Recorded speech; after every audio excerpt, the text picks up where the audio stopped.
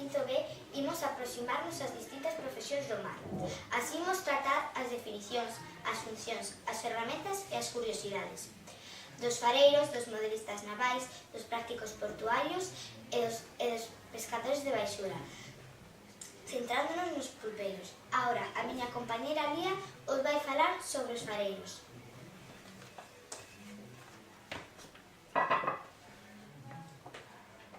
Ola, eu vou vos explicar un pouco o que é a profesión dos fareiros. Comezaremos pola definición. O fareiro é a persoa encargada do mantemento xeral dun faro e de que este poida realizar as súas funcións. Conseguir que o barco chegue a bo porto sen que ocorra ninguna incidencia. Agora chámanse técnicos de sistema de axuda á navegación e só quedan moi poucos deles, debido a que esta profesión está en vías de desaparecer. Seguiremos coas funcións. Acender as luces pola noite e vixiar que non ocorran incidencias con elas. Coidar da limpeza dos aparellos ópticos e acústicos das máquinas. Saber onde está situado o seu faro, é dicir, saber onde están as rochas e acantilados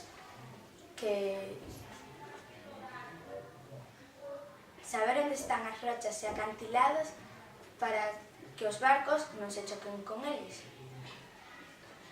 Antigamente tamén debían coñecer moi ben a profesión dos cristaleiros para poder arranxar os cristais que se podían romper a mor das tormentas. Seguiremos coas ferramentas. Antano, as ferramentas típicas dos fareiros eran as típicas dos cristaleiros para poder arranxar os cristais que se podían romper a mor das tormentas. Agora xa utilizan aplicacións informáticas, radares, mapas e planos das rías. Por último, as curiosidades. Os primeiros faros funcionaban con madeira acendida. Despois xa evolucionaron o sebo, que ardía a ceo descuberto e que emitía moi pouca luz, debido á grande fumadeira que se oía botar. A costa de España está iluminada por 187 faros, moi poucos deles están habitados. En Galicia temos o faro máis antigo do mundo, a Torre de Hércules, que recentemente foi nomeado Patrimonio da Humanidade. E ata aquí a profesión dos fareiros. Agora deixovos co meu compañeiro Xavi, que os explicará o que son os prácticos portuarios. Ola, agora eu vou vos explicar o que é un práctico portuario. Un práctico portuario é a persoa encargada de que os barcos atraquen ou desatraquen nun porto. Non obstante, cando chega o barco, non alcanza o mando supremo, senón que é como unha pequena axuda para o capitán. Agora vou vos explicar as súas funcións.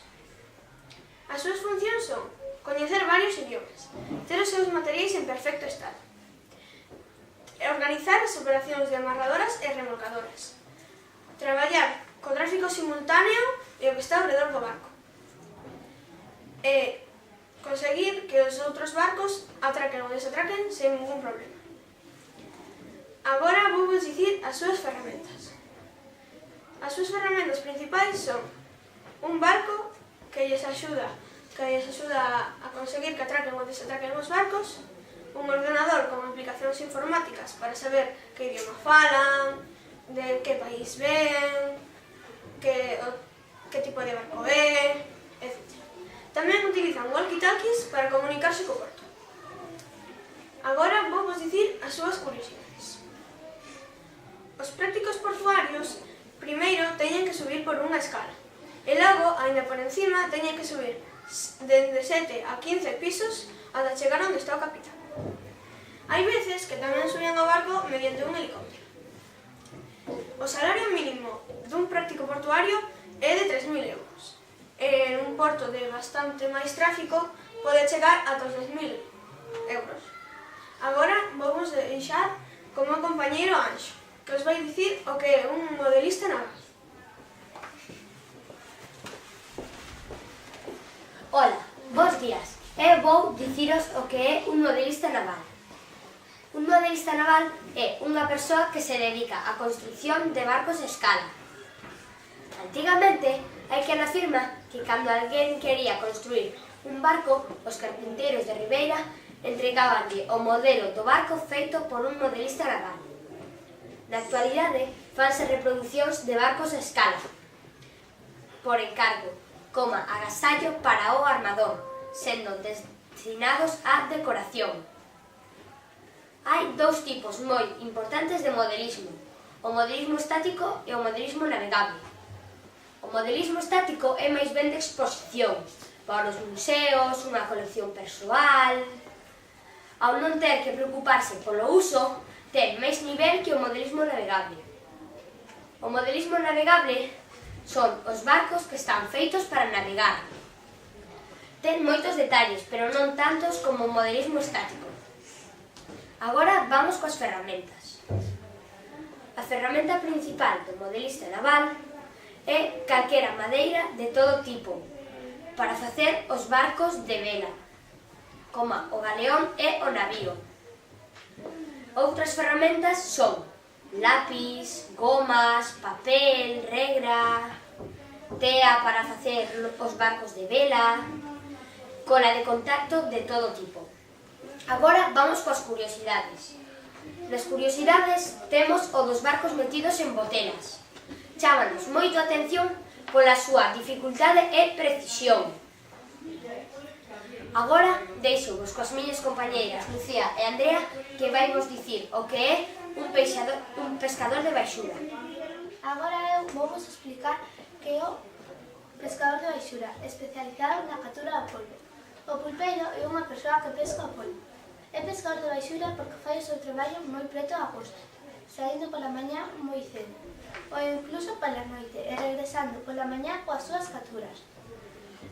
Adoitan ir en barcos, cun patrón e 2 ou 3 mariñeiros. Por outra banda, hai que ter en conta que cando o polvo está en tempo de vela, pescan outras especies. Teñen que ir ben equipados polo mal tempo e polas baixas temperaturas que habitan facer nas súas horas de traballo. Para iso, levan botas de auga e luvas. Teñen que saber das rochas onde se agochan os polvos e a normativa que regula a pesca do polvo, os límites de kilos permitidos, os tempos de velas, etc. Agora vou vos deixar con a miña compañeira Andrea. Funcións. Coñecer ben a costa onde vai pescar. É moi importante ter preparados materiais de ir de pesca. Nasas, bicheiros, arpóns. Controlar as mareas e o tempo que vai facer. Ter a embarcación en bo estado. Ferramentas. Hai moitos tipos de ferramentas para pescar o polvo. Eu vou vos a falar de 2 delas. Bicheiro. Consta unha vara rematada en gancho, que no gancho leva a carnada, a sardiña. Nasa é unha arte de pesca de forma cilíndrica, que no medio ten un pequeno oco, por onde entra o polvo, pero despois non pode sair. A nasa normalmente é feita de madeira ou de metal. Agora vou falar das curiosidades. Os polvos teñen 3 corazóns.